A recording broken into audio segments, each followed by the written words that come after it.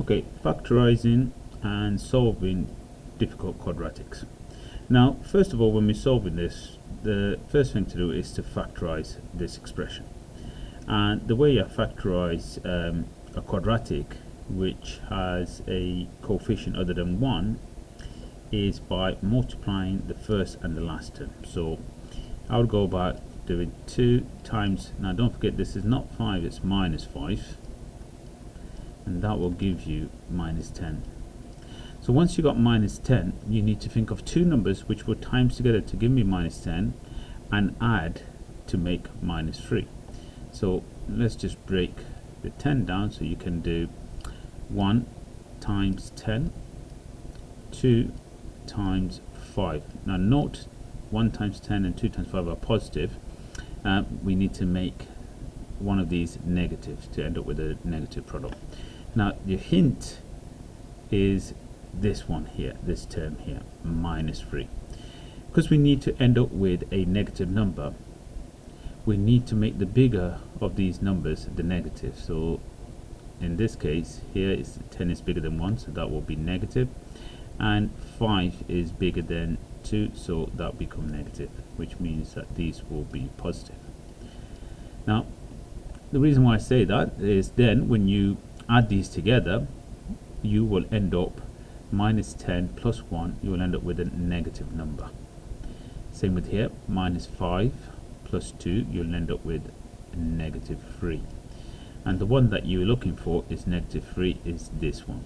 Okay, so this one, no, you don't want that. These are the two numbers you need.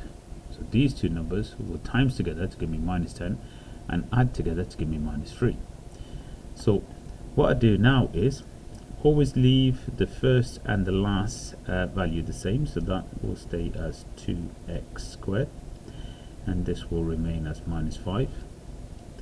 And you replace the middle term with, doesn't matter which order you put it, positive 2x, then minus 5x.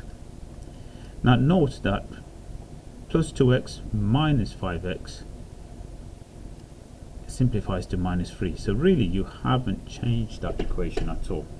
Okay, that equation is the same as that. The only difference is you've replaced minus 3 with 2x minus 3, which gives you minus 3x also. Okay, now how does this help? What you do now is you'll end up with 4 expressions here, but you get the first two. So you grab the pair of expressions, the first two and the second two, and you factorize them. Now when you factorize these two expressions, you will end up with a common factor. If you don't end up with a common factor, if you've done something wrong, you need to go back and double check. Okay, and if you end up with a common factor, happy days, you're on the right tracks. You just then go and simply factorize it, which I'm going to show you. So first of all, what is common with these two is 2x, so I'm going to take 2x out. 2x times x and 2x. To get 2x, you just put 1 in there. So if I expanded that, I'll get 2x squared, and 2x times 1 is 2x. Now these two, what do they have common is a minus 5, so I'll take the minus 5 out, and minus 5 times x will give me minus 5x, and minus 5 times a negative 1. Okay, well actually I want to be that to be negative. I already got negative, so it has to be a plus 1. Okay, so let's just double check it. Minus 5 times x is minus 5x, and minus 5 times positive 1 will give me minus 5.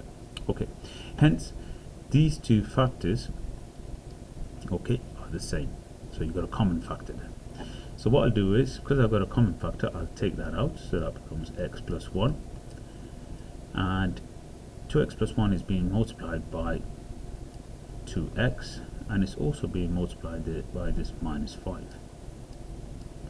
And that is it. So that expression, by using these simple steps, factorizes to be that. Now you can say that is equal to 0, and when we're solving this, you can say either that expression is 0 or this expression is 0. So first of all, you got x plus 1 will equal 0, which means x can equal minus 1. Or you can have this bracket, 2x minus 5 equal to 0, which means 2x is equal to, take the 5 minus 5 out, comes up plus 5, and then divided by 2, so x equals 5 over 2. So by factorizing it, it helps to solve the equation.